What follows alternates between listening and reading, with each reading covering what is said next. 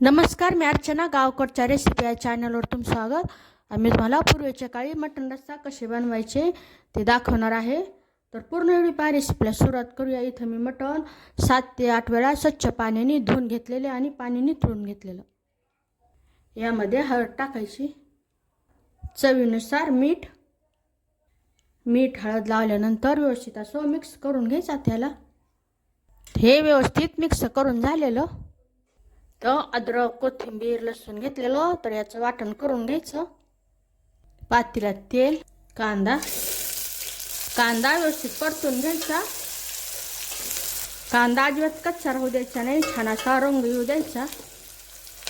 इथं कांदा व्यवस्थित परतून झालेला. गॅसची कमी करायची. अद्रक, कोथिंबीर, लसूणचं वाटण, हळद टाकायची. सॉरी, डबल हळद पडली तर काही हरकत नाही. थोडंसं परतून घ्यायचं. यामध्ये हे हळद लावलेलं मटणचे पीस टाकायचे. इथं मटणला हळद आणि मीठ दोन्ही लावलेलं, त्यामुळे मीठ टाकायची गरज नाही. व्यवस्थित असं कच्चेपणा जाईपर्यंत परतत राहायचं. गॅसच्या मोठी ठेवायची. व्यवस्थित परतून झालेलं गॅसच्या कमी करायचं. आता त्यावर प्लेट झाकायची. पाणी टाकायचं. पाणी गरम होऊ द्यायचं. इथं पाणी गरम झालेलं प्लेट बाजूला काढत आहे.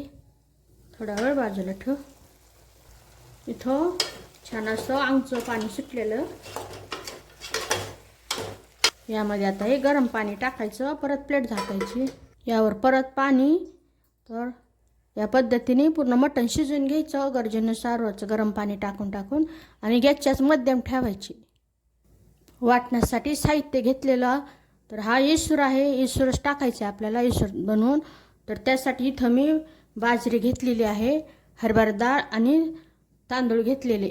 तर मग बाजरी जास्त घ्यायची, हरभरा डाळ त्याहून कमी घ्यायची आणि त्याहून कमी तांदूळ घ्यायची आणि आवडीनुसार मिरची घ्यायची. तर तुम्ही इथे हिरवी मिरची वापरू शकता. इथे मी सुक्या लाल मिरच्या घेतलेल्या.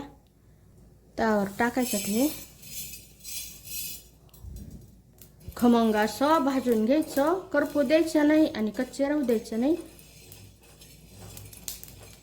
तर हे छान असं भाजून झालेलं खमंग असा सुगंध सुटलेला काढून घेऊ. आता हे यावर आता हे सुके लाल मिरच्या, 2 चमचे धने घेतलेले पण व्यवस्थित असं भाजून घ्यायचं. गॅसच्याच कमीच ठेवायचं. एकदा तवा तापल्यानंतर, कोणतं भांडं असेल ते तापल्यानंतर गॅसच्याच कमी ठेवायचं, म्हणजे व्यवस्थित असं साहित्य भाजलं जातं. हे भाजून झालेलं काढून घेऊ. तो कांदा असा मोठा कट करून घेतलेला. कांदाही व्यवस्थित भाजून घ्यायचा. तर इथं तुम्ही कांदा फोडून गॅसच्या आचेवर डायरेक्ट असं भाजून घेऊ शकता. तिथं तवा गरम आहे त्यामुळे मी यावर भाजत आहे. तव्यावर इसूर भाजलेला. तर हा भाजलेला इसूर मिक्सरला असं सुक्काच बारीक करून, तर महिनाभर 2 महिने तरी किमान टिकतो असा इसूर बनवून ठेवायचा आणि कोणत्याही भाजीला वापरायचा. तर तुम्ही यामध्ये मिरची नाही टाकली तरी फक्त 3 साहित्य टाकायचे आणि धने टाकायचे. व्हेज, नॉनव्हेज कोणत्याही मसाला रस्सा भाजीला उपयोगी येतो हा इसूर. इथं कांदा व्यवस्थित भाजून झालेला काढून घ्यायचा. इथं मी ताज्या इसूर मसाल्यामध्ये रस्सा बनवणार, त्यामुळे यामध्ये कांदा टाकलेला. तर आता हे मिक्सरला अगोदर सुक्कं, नंतर गरजेनुसार पाणी टाकून बारीक असं वाटण करून घ्यायचं. इथं मटण व्यवस्थित शिजलेलं. यामधलं आता हे मटण काढून घ्यायचं. पीस असे काही काढून घ्यायचे. आपला रस्सा बनवायचा आहे. हे पीस वेगळे काढलेले. तर यामध्ये आता हे वाटण जे तयार केलेलं इसूरचं ते टाकायचं. व्यवस्थित मिक्स करून घ्यायचं. ते व्यवस्थित असं मिक्स करून घेतलेलं. यामध्ये आता गरजेनुसार गरम पाणी टाकायचं. तुम्हाला जसा रस्सा लागतो त्यानुसार पाणी टाकायचं. तर गरजेनुसार मीठही वाढवायचं. अगोदर शिजवताना मीठ टाकलेलंच. तर इथं जरी पातळ रस्सा वाटत असेल तर पूर्ण शिजल्यानंतर थोडा दाटसर होतो, त्यामुळे असंच ठेवायचं. आणि भाकरीसोबत जर खायचा असला तर थोडं पातळसरच रस्सा ठेवायचा. गॅसची आच वाढवलेली. थोडंसं मीठ. उकळी आल्यानंतर गॅसची आच एकदम मंद करायची. मंद आचेवर फक्त 5 मिनटं ठेवून द्यायचं, म्हणजे छान रस्स्यामध्ये इसूर शिजला जातो. 5 मिनटं ठेवून देऊ. इथं 5 मिनटं झालेले. छान असा येसूर रस्सा तयार झालेला, मटण येसूर रस्सा. यावर बारीक कट केलेली कोथिंबीर. गॅस बंद करायचा.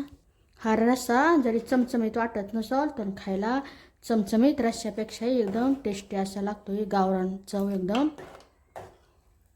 छान. हा येसूर रस्सा तयार झालेला.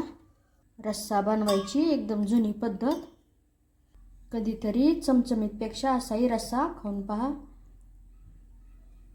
त्यासोबत खाण्यासाठी बाजरीची भाकरी, भात आणि हे अळणी मटण. तर नक्की बनवून पहा. रेसिपी कशी झाली ते मला कमेंटमध्ये सांगा. अशा माझ्या साध्या सोप्या पण टेस्टी छान अशा झणझणीत चमचमीत रेसिपीज तुम्हाला आवडत असतील तर माझ्या चॅनलला सबस्क्राईब करा. चॅनलवरच्या बाकी रेसिपी जे आवडल्या तर त्यांनाही लाईक करा.